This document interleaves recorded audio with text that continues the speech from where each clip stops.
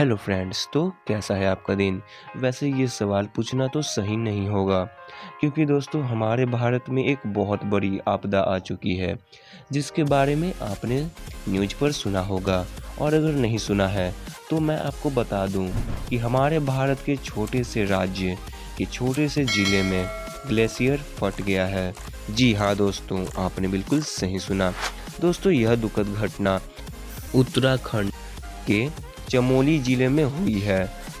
दोस्तों इसके बारे में इसरो ने भी कुछ सैटेलाइट तस्वीरें जारी कर बताया है कि आखिर यह दुखद दुर्घटना कैसे और क्यों हुई।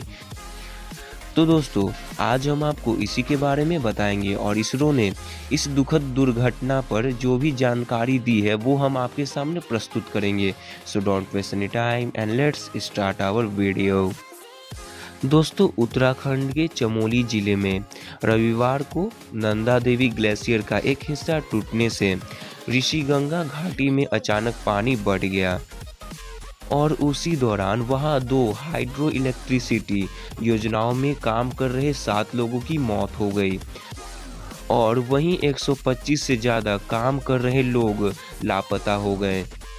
और दोस्तों वहां के सीएम त्रिवेंद्र सिंह रावत ने प्रभावित क्षेत्र का जायजा लेकर न्यूज़ रिपोर्टर्स को यह जानकारी दी कि सेना, भारत तिब्बत सीमा पुलिस, राष्ट्रीय आपदा मोचन बल, राज्य आपदा प्रतिवादन बल और पुलिस के जवान बचाव और राहत कार्य में लगे हुए हैं।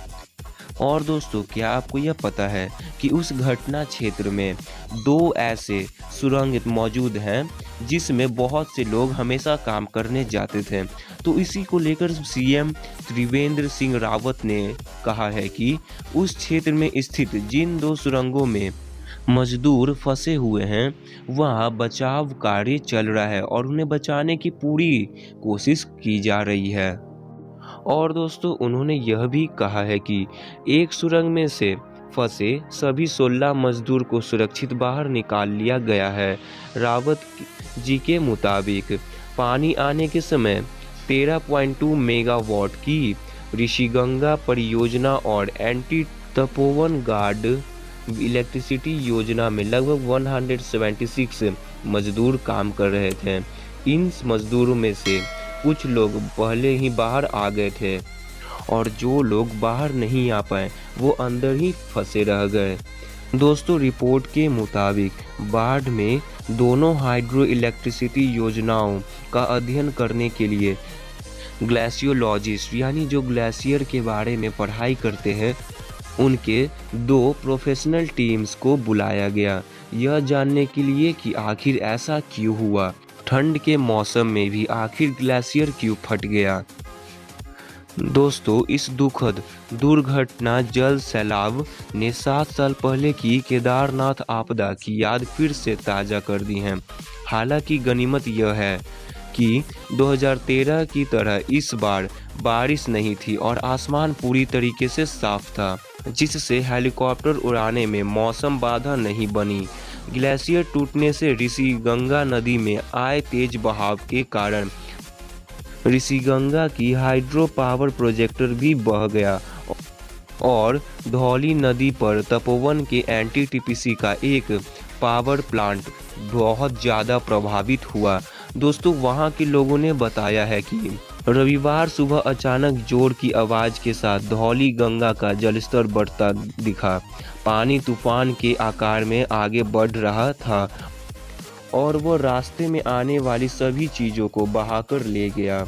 ऐसा कभी किसी ने सोचा भी नहीं था। तो चले दोस्तों, अब तक हमने उत्तराखंड में जो भी दुर्घटनाएं हुई हैं उसके बारे में बता दिया है। तो चलिए अब हम आपको बताते हैं कि इसरो का इसके बारे में क्या कहना है और इसरो ने क्या क्या और कैसी तस्वीरें जारी की हैं। दोस्तों इसरो ने बताया है कि इस दुखद दुर्घटना में 200 से ज़्यादा लोग लापता बताए जा रहे हैं और 19 के शव बरामद हुए हैं। वहीं लापता लोगों में से तपोवन स्थान पर चल रहे प्रोजेक्ट की टनल में फंसे 35 लोगों को बचाने का काम लगातार जारी है। तो चलिए दोस्तों अब मैं आपको यह बताता हूँ कि यह दुखद दुर्घटना कैसे और क्यों हुई। दोस्तों, इसरो ने सैटेलाइट इमेज से यह बताया है कि चमोली में धौली गंगा नदी के ओरिजिन नंदा देवी के पहाड़ों पर पिछले 2 फरवरी से 5 फरवरी तक भारी बर्फबारी हुई थी, जिसके चलते पहाड़ों पर भारी संख्या में बर्फ जमा हो गई थी। और जब 6 फरवरी को मौसम खुला तो बर्फ का पूरा हिस्सा नीचे खिसक गया, जो कि सैटेलाइट इमेज में साफ दिखाई दे रही है। दोस्तों, इसी कारण से ठंड के मौसम में भी ग्लेशियर टूट गया और यह दुखद दुर्घटना हो गई। तो दोस्तों, हमने अब तक इसके बारे में पूरी जानकारी दे दी है। अगर इससे जुड़ी कोई और जानकारी आएगी तो वो आपको हमारे चैनल पर जल्द से जल्द मिल जाएगी। तो चलिए दोस्तों, इसी के साथ बढ़ते हैं आगे। तो चलिए दोस्तों, इसी के साथ हमारा ये वीडियो समाप्त होता है। अगर आपको हमारा यह वीडियो पसंद आया हो तो इसे लाइक शेयर करिएगा और हमारे चैनल को सब्सक्राइब भी करिएगा।